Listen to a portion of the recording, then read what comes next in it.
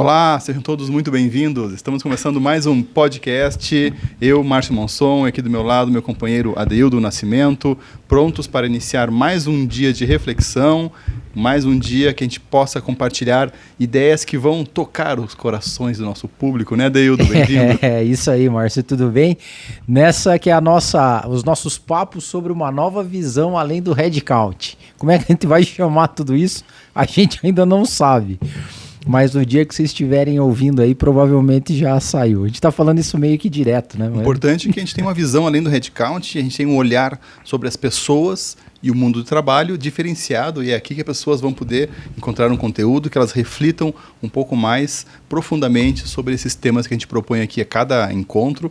E hoje eu vou convidar o Adeildo para falar um pouco do tema de hoje, que é muito legal. Então já fiquem ligadinhos aí no nosso podcast, que hoje a gente terá um tema muito instigante e vai gerar muitas reflexões, né, Adeildo? É isso aí. A gente vai falar sobre tecnologia e humanização.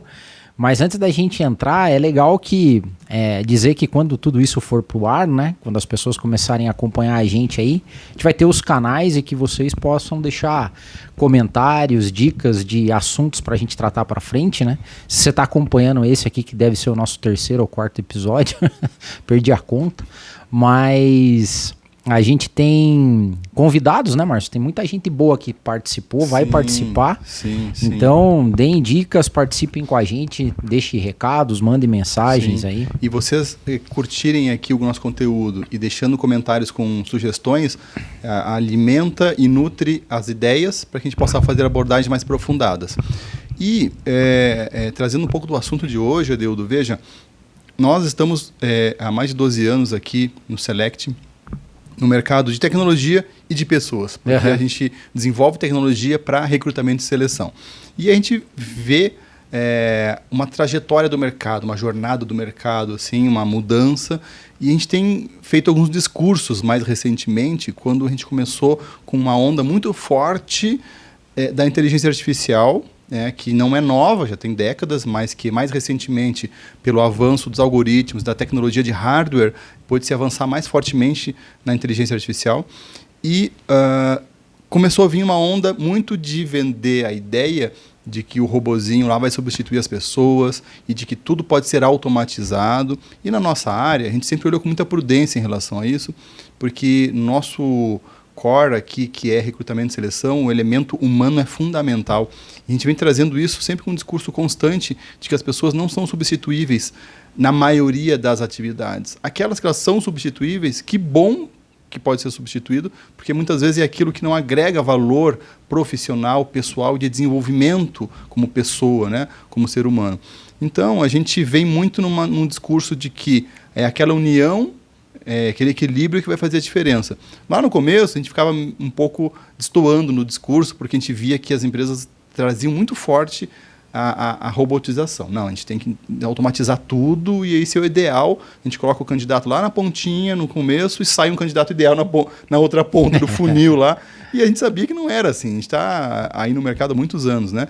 Mas no começo pareceu o meio que remando contra a maré, sabe? A gente sente meio, puxa vida, né? Só nós falando diferente. E agora, Adeildo, nós já vemos um pouco mais essa visão se consolidando no mercado, de que, em especial no RH 5.0, né, justamente que foi a grande descoberta que sem as pessoas nada vai para frente, enfim.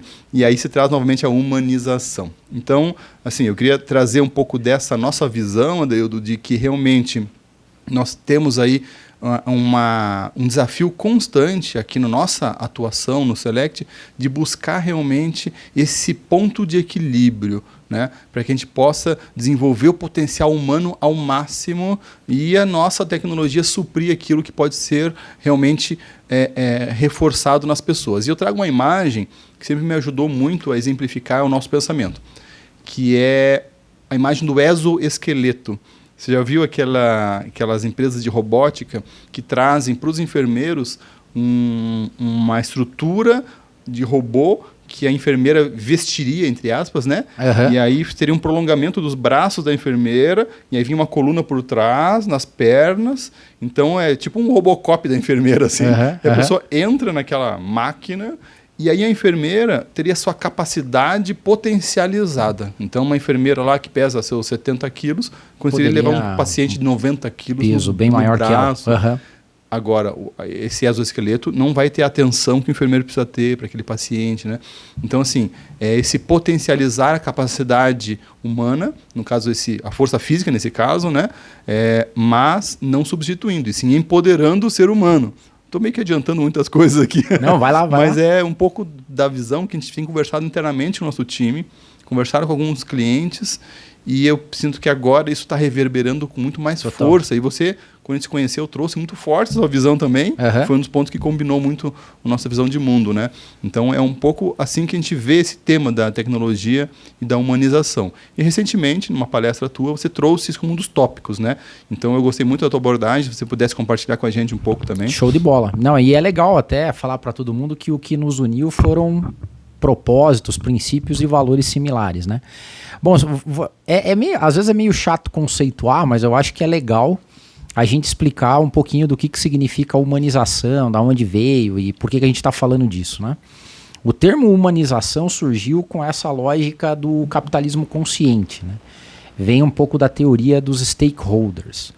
Ou seja, o mundo do capital e do trabalho no passado era totalmente direcionado ao acionista, ao dono do capital. Sim. Então você tinha obrigatoriamente que ter algum negócio que remunerasse o capital. Em última instância, esse era Ou seja, tem que dar lucro, né?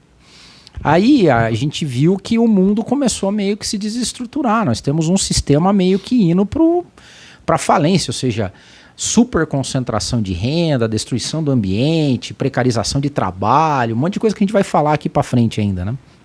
Então, veio o conceito da teoria dos stakeholders, ou seja, do capitalismo consciente, de que não é só gerar lucro para o dono do capital, do acionista, mas humanizar as empresas ou humanizar as relações significa que no final não é a grana só que importa, é as pessoas envolvidas na produção e desse capital, desse excedente, por aí vai. Então você começa a se preocupar não só com o acionista, você começa a se preocupar também com o funcionário, com a cadeia de fornecedores, com os clientes, com a sociedade. É uma série de novos vieses dentro dessa lógica. Isso é humanizar, ou seja, o negócio não é para o negócio é para as pessoas. Então essa era a lógica de humanização. Quando eu falei... Vai lá. Porque aí eu formo uma imagem na minha cabeça do negócio no divã. Total. Porque é um repensar o propósito do business como um todo, das organizações e o seu papel no ecossistema, na sociedade, onde ela está inserida. E aí vem muito do que a gente acredita que é o impacto que a organização gera na prosperidade do meio que ela está inserida. É isso aí, e perfeito você falar, a gente nem tinha combinado, nem conversado antes, a ideia é deixar o papo rolar, né? Quando você fala de negócio no divã, porque a gente começa nessa lógica de humanização a pessoalizar a organização. A organização é um ser que tem um mindset, um jeito de pensar e um jeito de encarar a sociedade. Então é perfeito a analogia do negócio, vivo. É um organismo vivo. E tá lá no divã. Então, nessa lógica do divã, a gente está falando se essa empresa é humanizada ou não é humanizada, se ela tem foco em gente. Eu até, no meio da pandemia, eu fiz um post e depois apaguei ele. Eu falei, é meio chocante. Porque eu ia falar que essa é a ideia. Polêmica. Eu falei assim, alimentando haters. People first é uma falácia. Na maior parte das empresas, esse negócio de que eu sou people first. Não é. Você é business first. Você é money first. Você é profit first. É essa lógica. People first, não. Porque não é realidade. Não é um clube. Cara, é muito pequeno o número de empresas no mundo hoje que podem dizer que são people first, que são humanizadas, que têm o foco nas pessoas e no que ela causa na vida das pessoas. Então é muito novo tudo isso. Mas aí você traz isso no sentido mais de que... Porque quando eu olho o business first, ele não necessariamente vai contra o people first. Por quê? Né? Justamente porque quando eu tenho um negócio que gera resultado, ele retroalimenta a própria cadeia do processo da empresa, retroalimentando o investimento, condições de trabalho, né? Dentro de uma visão empresarial construtiva, total, né? E não gananciosa e destrutiva, né? E aí, uma empresa com mais condições, a pessoa se desenvolve mais, assim ela tem um ambiente melhor para colaborar mais, colaborando mais a empresa tem mais lucro e gera um ciclo virtuoso muito saudável. Então, eu mudei muito meu olhar nesse sentido também. Porque hoje eu olho as nossas conquistas da nossa empresa e a gente vê, gente, que bom que a gente está tendo agora novas, ferramentas para trabalhar, tem novas tecnologias que melhoram a nossa qualidade do trabalho. Às vezes a gente fazia algo manual ali, agora a gente automatizou. Olha que bom, isso foi possível por quê? Porque gerou mais vendas e as vendas nutriram nosso fluxo de caixa, deu musculatura para o fluxo de caixa e isso volta como benefício interno e para todo os ambiente, stakeholders. Todos os stakeholders. Essa é a lógica. Então, isso é muito legal, porque a gente não precisa colocar no ringue o lucro e as pessoas. Olha que interessante. Não precisa, mas tem pegadinha aí. Esse é o ponto. Sim. Porque, na verdade, o lucro ele é meio tentador, né? Assim, qual é o ponto que você vai fazer a escolha? Mas você tinha, antes, no teu discurso inicial, lá na tua fala inicial, você falou sobre equilíbrio. Cara, equilíbrio, né? Assim, a temperança, o equilíbrio, eu acho que é a grande sacada dessa história toda, né? Mas, ainda como início aqui do nosso papo, eu coloquei lá, quando a gente se encontrou falando sobre esse tema, eu coloquei o espectro da tecnologia, porque o que acontece hoje? A tecnologia é um grande novo conceito, uma nova lógica que não existia no passado, nessa relação só entre o lucro e as pessoas. Por quê? Porque a tecnologia ela potencializa demais a relação que se tem do homem quando a gente endeusa a tecnologia. Aí a gente já sobe um pouco mais o degrau dessa discussão, que não é só a teoria dos stakeholders. A gente começa a falar sobre o endeusamento da tecnologia versus o humano. Então, assim, vamos pegar o exemplo que você trouxe do exoesqueleto. O exoesqueleto, ele ainda não é uma máquina que pensa. Pode ser que no futuro seja. Mas a lógica aqui é que pela primeira vez na história nós temos uma ferramenta que, endeusada, muda o jeito com que o ser humano, o próprio ser humano, encara a sociedade. Então vamos pegar aí o que o Yuval Harari fala lá no Homo Deus, né? Então, cara, aquele livro lá, eu li, você tem que estar com a cabeça boa para ler ele, porque você tem meio pensamentos suicidas após a leitura dele. Porque ele é muito pessimista, mas ele é cheio de razão quando ele escreve. Ou seja, pessoas empoderadas com a tecnologia, então você usou bem, ou seja, é o que ele chama de super-humanos, ou seja, uma enfermeira de 70 quilos com exoesqueleto, ela é um super-humano, ela tem capacidade de força, além do que um ser humano sem um exoesqueleto. Pessoas dotadas hoje de tecnologia que afetam o comportamento humano, então vamos pegar machine learning, deep learning, inteligência artificial, a gente vê que isso tem um poder de interferência no jeito que o ser humano pensa muito maior do que todas as ferramentas que a gente teve no passado. Então, o exoesqueleto sem pensar é uma coisa, o exoesqueleto que pensa é outra totalmente diferente. O machado, o arco e flecha, o fogo... O nível de interferência na nossa rotina, na nossa vida é diferente. É absurdo. Então, teoricamente, eu tenho uma ferramenta que, endeusada, reflete no jeito que eu me comporto. E tem pessoas por trás dessas ferramentas. Tem pessoas que as programam, que as preparam, e é aí que talvez a discussão da humanização vá para um outro nível. E daí, trazendo mais para a nossa realidade aqui para a gente discutir, é o quanto essas novas empresas da era digital, sem uma visão humanizada, podem causar mal à sociedade. Né? Que interessante. Essa é uma discussão que interessante, porque pesada. Tem algo similar que eu falo, que empreendedores muito gananciosos e com pouca moral, o maior risco que existe, né? Com pouca ética e muita ganância, né? É uma visão reducionista do lucro e do mercado, de fazer a empresa crescer rápido para vender logo e ter um exit e pronto, né? Não está errado também, mas depende do rastro que você deixa nesse crescimento, né? Total. E o que a gente está vendo, aí é que entra o ponto, assim. O rastro que está sendo deixado é preocupante. Por quê? Qual é o rastro? O advento da tecnologia fez com que a produtividade fosse escalada enormemente, multiplicada por 5, por 6. Os salários não estão aumentando, eles estão na série histórica desde 80, eles são flat, E a gente tem o número de empregos caindo. E a gente está indo para o subemprego, ou seja, a gig economy é o jeito bonito que todo mundo sonha, mas na realidade é a informalidade ou o subemprego. Então você tem essa realidade hoje que é o grande problema. Então, o quão humanizada são? Porque pela minha experiência e também mais lenha na fogueira e pimenta na discussão aqui, uma boa parte das empresas não são humanizadas dessas de tecnologia. Elas começam com essa linha que você tem aí, cara. É maximizar o ganho rapidamente, ganho de escala, dominância de mercado para exit e ganho absurdo. E qual é o retorno? Humanamente falando, muito pouco. Sim. Né? E aí a gente tem que ter um olhar sereno para esse tipo de discussão, né? Que é difícil hoje em dia, né? Para pensar assim, ok, como que a gente vai... A gente tem que entender que a gente está numa transição. O modelo antigo, você acabou de falar, modelo do capital, da mais-valia, da posse das terras, né, para um modelo que vem priorizando mais a informação, o capital intelectual, enfim. E aí existe agora uma transição ainda mais forte, uma aceleração, né, nesse mundo aí 4.0, e aí a gente começa justamente a pensar que em toda a transição, a gente vai fazer uma mudança. Vou fazer uma mudança na minha casa. Aí eu vou começar a mudança. Aí começa a tirar tudo dos armários, empacotar mala e caixa. E você chega no meio da mudança e fala, meu Deus, que bagunça. Né? Reforma da casa, mesma coisa. Estou reformando a casa. Você chega no meio da reforma, não dá de chorar. Sentar na beira da calçada e chorar, porque é só pó, uma bagunça. Onde eu me enfiei?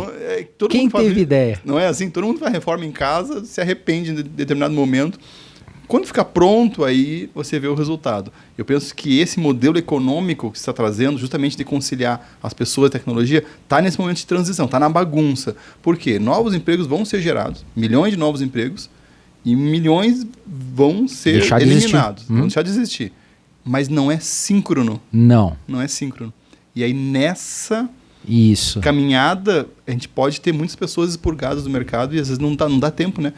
De descapacitar para conseguir um novo trabalho, dentro de um conhecimento, uma nova tecnologia, se inserir nesse meio. Às vezes, como não é síncrono, a pessoa perde o bonde da história. Perde. Mas assim, eu acho que nunca teve na história tantas pessoas com possibilidade de perder o bonde. Sim, porque níveis de tipos de trabalho, né? Antes era mais operacional, agora é advogado, é médico. Isso. E quando a gente fala isso no nível da liderança, qual que é o ponto hoje?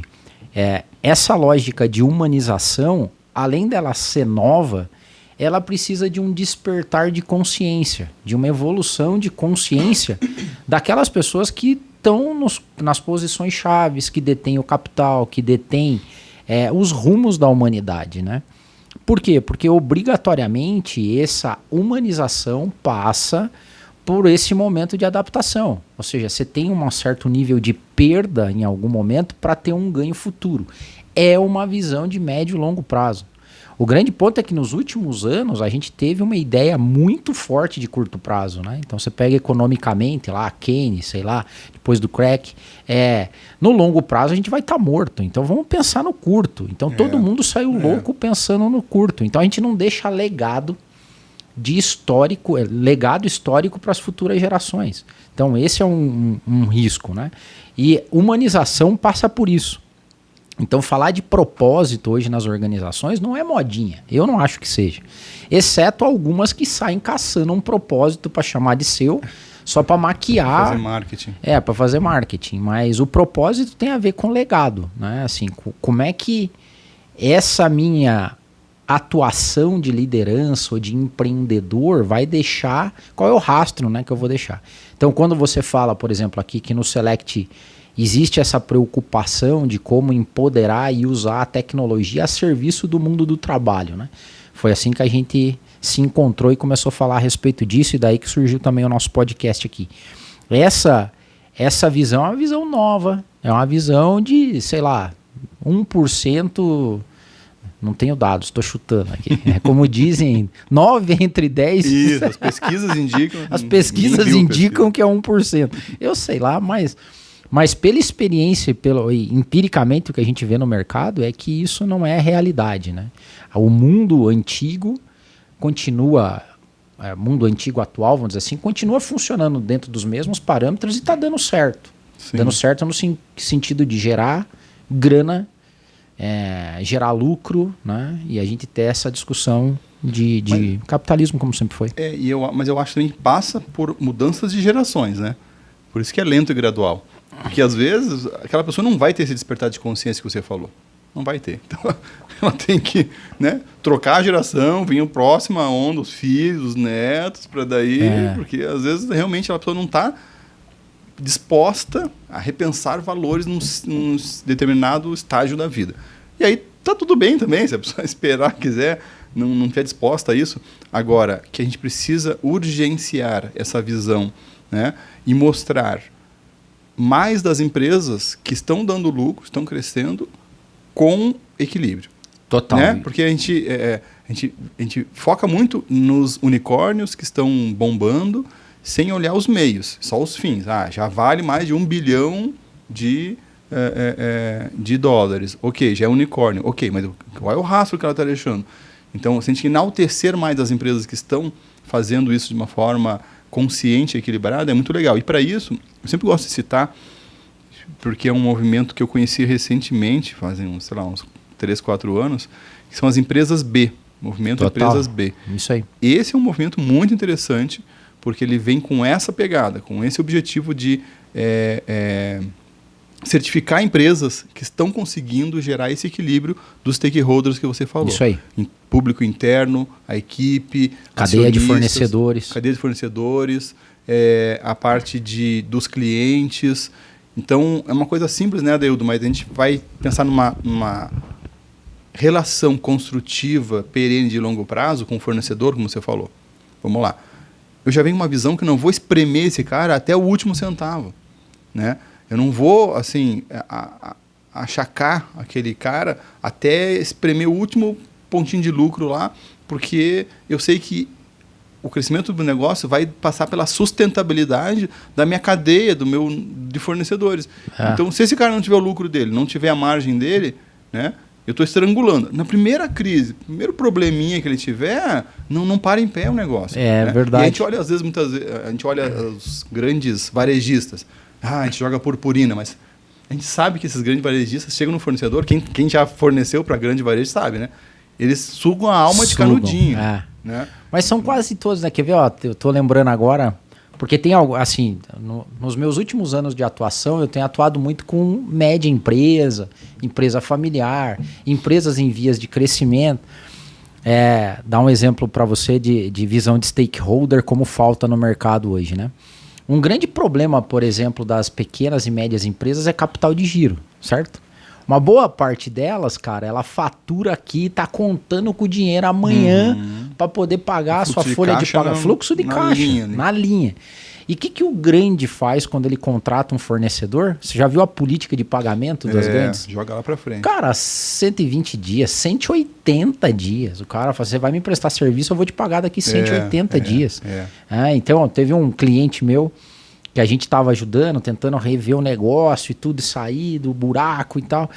E pintou um negócio bacana com uma empresa grande. Pô, que legal. Cara, ele estava pré-falido, se não fosse um empréstimo e uns amigos, ele tinha falido. Por quê? Porque para prestar o serviço para essa grande empresa, ele teve que botar mais dinheiro, mais gente, para receber depois de 180 dias. E adivinha o que aconteceu depois de 180 dias? A empresa não pagou. Atrasa. Daí ela atrasa e ele ligou para os caras, né? Pô, não vão pagar? Aí os caras, não, é só você mandar para a gente uma carta de postergação de pagamento com firma assinada e não sei o que lá. Tipo assim, eu te pago quando você quiser. Então, essa exerce um lógica, poder, né? Exerce um poder que, assim, e você acaba sempre tendo acumulação e ganho de um lado e muita opressão do outro, né? Então são coisas básicas. E aí, por isso e daí eu concordo com você também quando você fala que às vezes esse despertar de consciência precisa mudar uma geração, talvez. Porque o que eu vejo também, não quero ser etarista também. Bom, a gente está falando sempre, aqui tem pimenta na conversa, né, na discussão.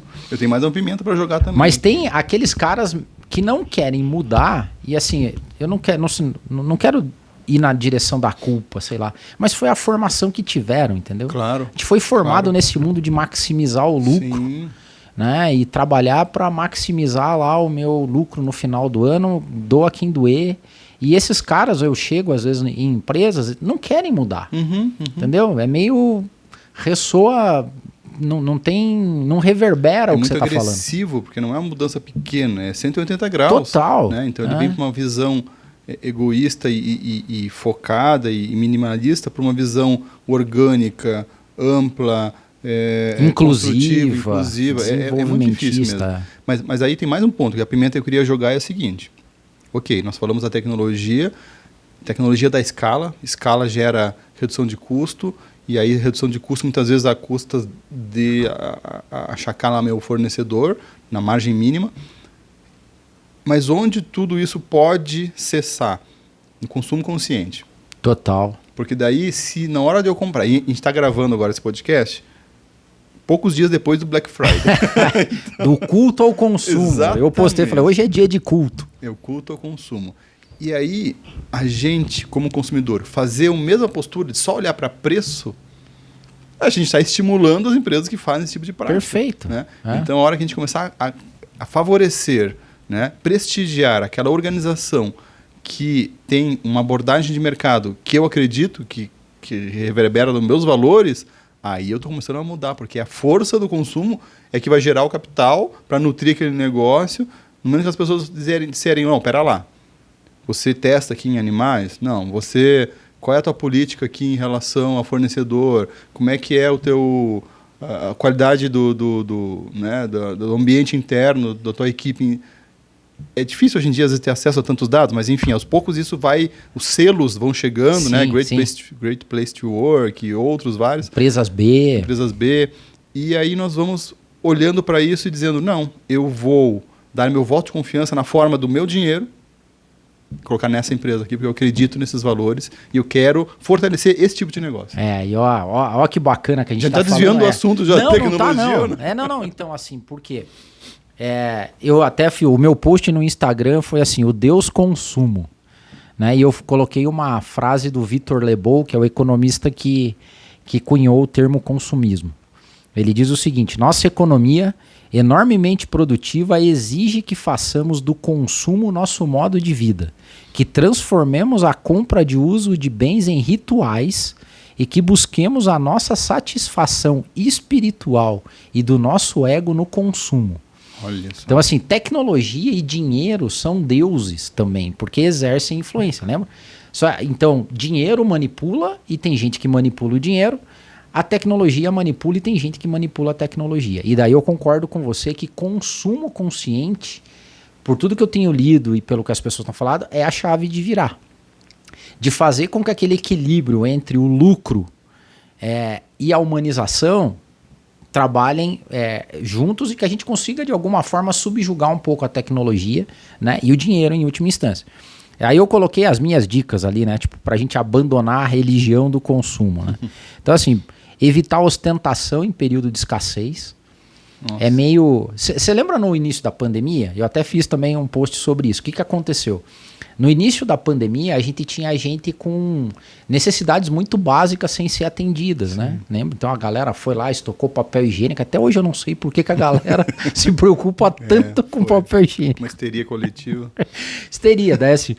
Mas daí, aquela galera que eram os influencers, porque o influencer, nesse mundo consumista, ele influencia pela ostentação, né? Então, assim, eu tenho que ostentar. E foi, cara, uma crítica muito forte. Cara, não é momento de você ostentar. Então, assim, evitar a ostentação em período de escassez, comprar de empresas genuinamente preocupadas com o social e o ambiental. Então, o social é humanizado. A gente não tinha, foi aqui.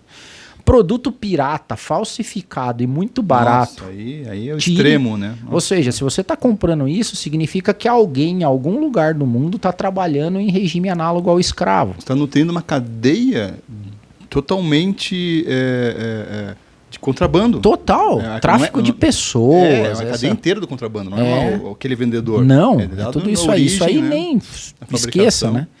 Coloquei para dar preferência aos negócios pequenos da sua região. Então, consumo consciente também fala sobre a comunidade, né? Tal. Pensar 10 vezes antes de efetivar a compra. Você realmente precisa para evitar compra por consumo. Gastar mais com experiências do que com coisas, né? Na lógica da vivência e tudo mais. Dicas do Adeildo. E no último, não depositar paz e felicidade em bens materiais. Boa, e daí já é a lógica da espiritualidade. Né? Ó, gente, sigam Adeildo Nascimento no Instagram, que você vai ter essa cultura diariamente nos posts dele, que são muito legais. Mas olha que legal, né? A gente não tinha combinado e o assunto foi para esse rumo e bem em linha. Eu só queria dar uma sugestão aí. Não ostente, não só em momentos de escassez, em nenhum momento. Gente, é brega demais. Já passou o tempo, né? Pois é, gente, né, é brega demais ficar ostentando em rede social. Não só ostentando bens materiais, mas muitas vezes a pessoa tá lá e tá na praia. Ela tira o pé com o pezinho lá, né, no mar, no fundo, o pezinho.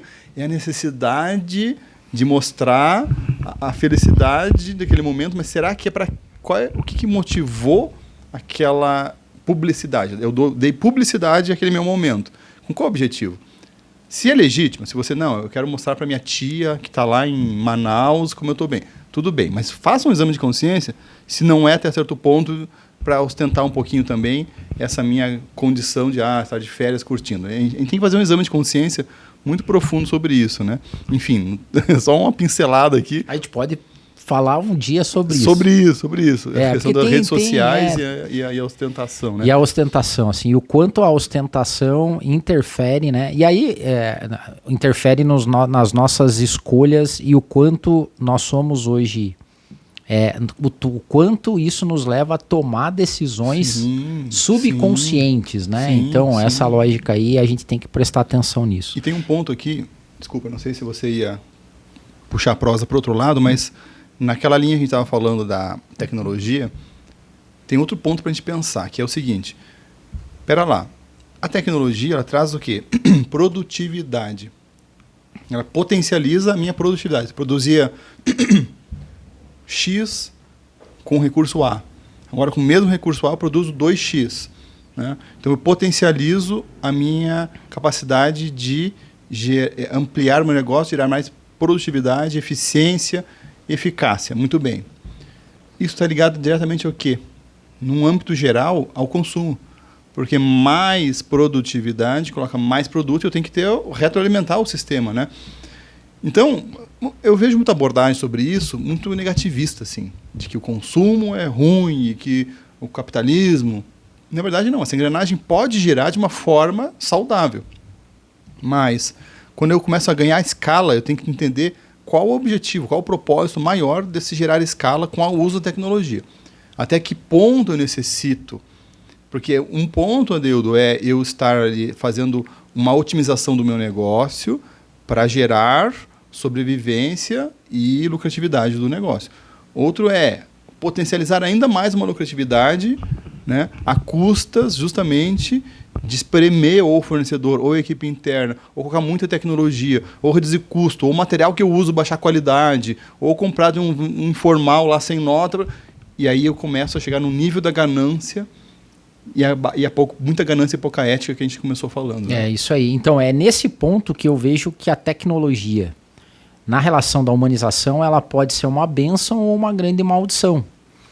Né? Então, a relação que a gente dá para a tecnologia é que vai determinar o nosso futuro em questão de bem-estar e de integração social. Porque eu também, assim, eu não sou um cara que condena o capitalismo, mas ele precisa de reformas, ele precisa de ajustes. Repensado, né? Então, é nesse sentido que a tecnologia pode ser uma bênção ou pode ser uma maldição. O que a gente está vendo hoje é que ela só é um fomento, ainda estou falando que na maior parte, a tecnologia é um fomento da ganância. Então, qual que era o paradigma anterior do Wall Street? Lembrei do filme Wall Street, né? The greed is good. Então, a ganância é boa. Essa é a lógica. E isso está impregnado na gente. Então, como você falou de ostentação, consumo e tudo mais, né? Então, a ambição e a ganância, para mim, tem uma linha divisória muito tênue, porque a ambição, não tem quem não seja ambicioso, né? Só tem níveis diferentes de ambição, mas é difícil você encontrar uma pessoa desprovida total de ambição. Então você sempre quer uma evolução. O problema é que a ganância é sempre um pouco mais, né? Quanto? Eu vou produzir um pouco mais. Eu vou baixar a margem um pouco mais. Ambição e ganância, né? Interessante isso. Porque a ambição é positiva no sentido até do meu crescimento, minha evolução. Total. Se eu estagno e fico na minha zona de conforto, eu não vou ter que me instrumentalizar em termos de conhecimento, experiência, para conseguir evoluir, soft skills, para conseguir evoluir. Se eu tenho uma ambição saudável de realmente querer crescer, mesmo que seja financeiramente, eu vou movimentar o meu entorno no sentido dessa prosperidade. Se isso for de forma saudável, é mais do que justificável e muito importante. É o contrário, acho que a evolução humana se deu assim, e hoje a gente sai na rua aqui, tem toda a estrutura, porque pessoas trabalharam para nós formarmos uma sociedade com essa tecnologia, com essa infraestrutura que nós temos hoje, né? O ser humano carrega isso, né? Sim. Assim, a gente carrega desde o início, ou seja, tem essa ânima em nós que nos faz ambicionar coisas maiores, né? Então, por exemplo, outro bate-papo que a gente pode ter mais para frente é essa discussão que se tem hoje, mas um monte de gente passando fome e a gente gastando bilhões para ir para Marte ou para colonizar o espaço, entendeu? Cara, você não tira isso do homem, você não tira esse âmbito e esse espírito de alcançar coisas novas, e isso historicamente reverberou em benefícios para a humanidade, né? Sim. Esses dias eu estava lendo um outro artigo que dizia o seguinte: uma pessoa assalariada hoje, em qualquer lugar do mundo, vive, na sua grande parte, melhor que um rei na idade medieval, né, cara? Né? Porque você tem acesso a um monte de coisa que você não tinha no passado, por essa ânima e ambição humana de construir as coisas cada vez melhores. É interessante você falar isso, porque eu tenho uma coisa pessoal minha. Pessoal minha é bom, né? Pessoal minha, de quem vai ser? Tem uma questão pessoal que, quando eu entro embaixo do chuveiro, eu faço graças a Deus. Eu devo ter já... em outras encarnações ter problema com o banho. Frio com banho. Naquela época ele não tomava banho, sei lá, devo ter vindo da França. Por quê? Pensa na infraestrutura que existe para você ter aquele momento de banho. Vamos colocar o chuveiro elétrico, não vamos nem falar do gás.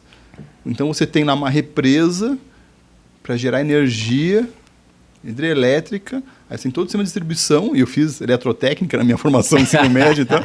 Tá tudo fresco até hoje, não é? Não, nem tanto. Minha barba branca, meus cabelos brancos me entregam, né? Faz muito tempo. Mas veja que é um sistema de distribuição para chegar na casa, energia. Do outro lado, a água tratada. A gente toma banho em água semipotável. Tem noção que é isso? Nós tomamos banho em água corrente, passando por nós, quente e semipotável. A gente não vai longe, vai 100 anos para trás. Então a gente não está falando de 20 gerações, falando de 2, 3 gerações que não tinham banho quente, era na bacia. Sim. Então, assim, é uma coisa simples, mas que a evolução da sociedade, né, nos traz uma vida muito mais confortável, né? E aí tem um ponto, né? O que nós estamos fazendo com esse extra de tempo que a gente tem, né? Muitas vezes de não ter que ficar ali aquecendo a água na maior parte banho, desperdiçando, né? Nos países ocidentais, de maneira geral, assim, com essa visão, não é só o Ocidente, né? Na verdade, no globo todo, onde você tem acesso à tecnologia e mídia social, a maior parte do tempo é desperdiçado em nada que é produtivo para a sociedade, né? Interessante. E às vezes até maléfico para a própria pessoa que está consumindo. Né? Muito. Então... Eu me jogo no sofá e fico nas redes sociais, no celular, horas. Quando eu vejo o tempo passou, né? O que me ajuda, que me fez uma pessoa melhor aquele tempo jogado fora nas redes sociais, né? Não. Mas vamos puxar agora um pouco para a nossa área de gente, para a gente pensar o papel. A gente falou um pouco do papel do empreendedor, e aqui a gente estende aos gestores, os tomadores de decisões, os líderes das organizações, como você falou, e trazendo agora para as pessoas e para as pessoas que trabalham com pessoas, que é a nossa área de gente, né, os RHs. Qual é esse desafio desse profissional com esse novo olhar, né, de ter de um lado aqui a empresa com os acionistas, né, no outro lado as pessoas, e quais são as iniciativas que a gente poderia pensar que começam a construir esse mundo novo na área de gente, né?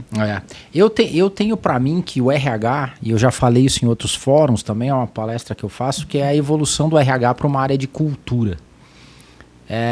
se você que está nos ouvindo aí, talvez você já tenha se esbarrado com o conceito de que o digital não é tecnologia, é cultura. Então, a tecnologia trouxe uma nova cultura social no meio de relação. E o RH, e aí eu sou de RH, eu sou da área, a gente sempre foi ligado no recurso, como o próprio nome diz. Então, a gente dava o recurso para que a gente produzisse, maximizasse, né? Depois a gente foi falando que a gente tinha que ser cada vez mais parceiro do negócio, entender do negócio para ajudar. Então, se você pega ali década de 80, 90, com gestão participativa e tal, era o RH envolvendo as pessoas, mas ainda com a lógica de maximização de resultado e lucro. Quando a gente fala de evolução para cultura, e essa é uma crença do meu trabalho, é que primeiro a gente muda a mente das pessoas para depois mudar o processo. O RH não tem que trabalhar no processo, o RH tem que ser uma área de cultura para mudar a cabeça dos líderes, ser protagonista dessa mudança, para que cada vez mais líderes, empresários, donos entendam essa lógica e queiram se humanizar. Então o RH tem esse papel, e para ele conseguir isso, ele tem que começar a administrar stakeholders também. E olha só que interessante, o RH não sabe fazer isso, porque o RH sempre trabalhou para dentro da organização. O RH não trabalhava para fora. Tudo que acontecia em RH era segredo de chave. Você não pode falar com os outros, você tem que administrar. A maior parte da galera de RH trabalha para dentro, não para fora. E olha o que aconteceu, por exemplo, com o pessoal de CX, que é de Customer Experience.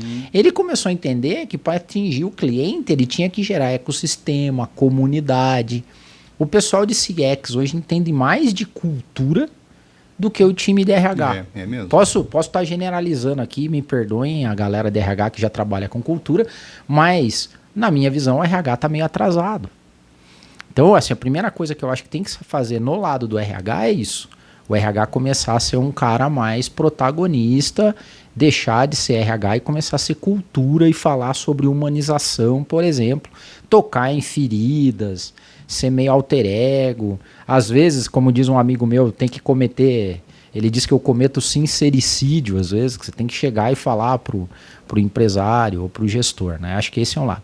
E para os empresários, de uma maneira geral, é um despertar de consciência mesmo. E isso vem pelo conhecimento, pela busca do conhecimento. Muitos clientes hoje, quando eu vou falar, os caras não têm nem ideia desse papo que a gente está tendo aqui.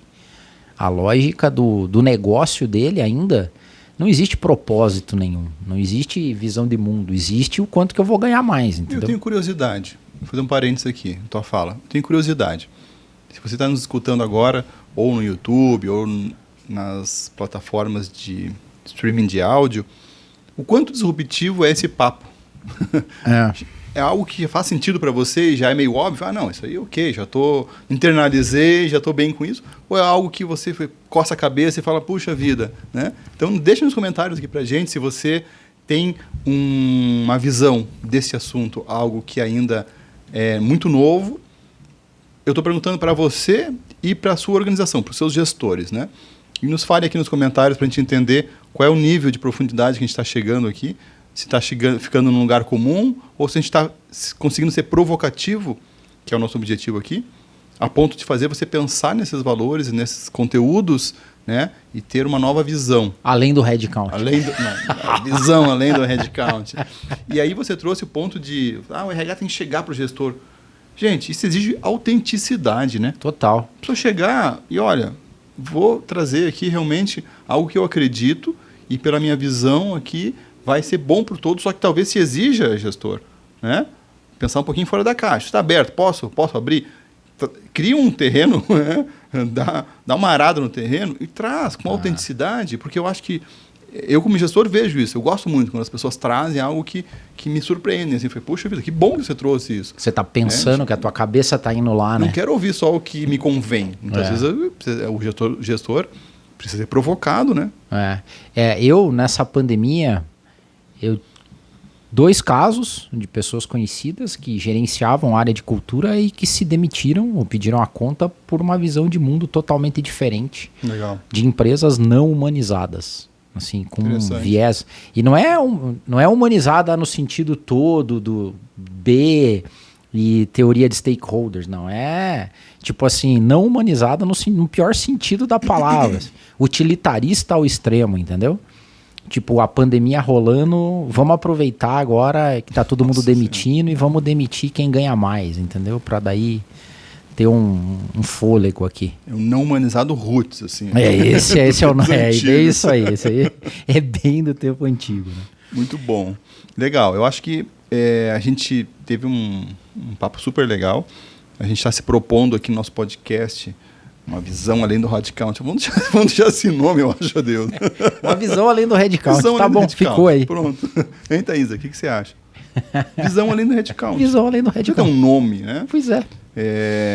E a gente tem o objetivo de realmente trazer convidados, trazer conteúdos provocativos, visões realmente que façam as pessoas pensarem fora da caixa e que a gente possa, aos pouquinhos, construir um mundo melhor, né, Deudo, para nossos filhos. Total. E a gente usar a tecnologia a favor da humanização, entendeu? É essa tecnologia que pode nos tornar mais humanos no sentido mais humano da palavra, né?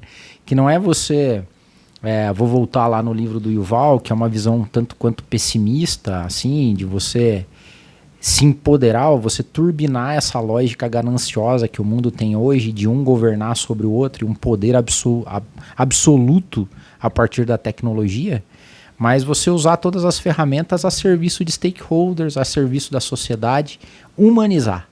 Então, a humanização só vai ser possível se a tecnologia não for um deus e se ela não for usada para maximizar o que a gente já existia no passado. Senão nós estamos perdidos, né? Humanizar com tecnologia. Usar a tecnologia para humanizar. É isso aí. Olha que beleza. Quanto mais a gente tirar tarefas que não agregam valor na vida da pessoa e colocar outras que instiguem ela a ter que se desenvolver, ter que crescer, ter que estudar, olha que beleza. A gente está fomentando o desenvolvimento pessoal e profissional do time. E criando uma nova forma de riqueza, que é um outro papo que a gente tem que ter, vamos deixar aqui na lista, porque se eu usar a tecnologia do jeito certo, eu enriqueço as pessoas em outras coisas que não é dinheiro. Boa. Quem diz isso é o Domênico De Masi, eu sou fã do carinha lá, e ele diz o seguinte, que as riquezas do pós-capitalismo são tempo, autonomia, espaço, tranquilidade e silêncio, ambiente saudável, segurança, convivialidade, ambiente criativo e contemplação do belo. Que legal. Sabe o que é bacana? Que a maior parte não precisa de grana. Olha. Se tiver tecnologia, você consegue construir isso e dar um jeito legal da galera viver melhor. Muito bom, muito bom. A gente pensa que o momento é de nós dominarmos a tecnologia e não sermos dominados por ela. Então, a gente tem que olhar para isso. O que eu preciso me desenvolver? Quais são as skills que vão me fazer ser protagonista nesse novo momento, dominando a tecnologia em prol das pessoas e não se deixar, muitas vezes, contaminar com a tecnologia, né? E se perder no meio do caminho, porque a tecnologia cria caminhos fáceis, né? Para a gente, com gatilhos mentais, que facilmente a gente escorrega e é dominado por ela. Então, que a gente possa realmente ter essa novo olhar e uma nova caminhada nessa relação das pessoas com a tecnologia. Muito legal. Foi um ótimo papo hoje. Hoje foi legal mesmo, hein, cara? Foi bem legal. Gente, se inscrevam aqui no nosso canal, ativem notificações, curtam o nosso trabalho, deixem sugestões aqui para que a gente possa cada vez melhorar mais e estejam com a gente na próxima edição do nosso podcast. Visão além do headcount. Olha que bonito. Vai ter locução, hein? Vai. Vamos pegar um locutor. Já até contratei um locutor na Globo. Né, Thaisa? Temos um locutor da Globo que a gente já contratou. Outro nível, hein? Vai ter vinheta já. Que show. Obrigado, Deus. Valeu, Valeu, abraço. gente. Até. Tchau, tchau. Tchau.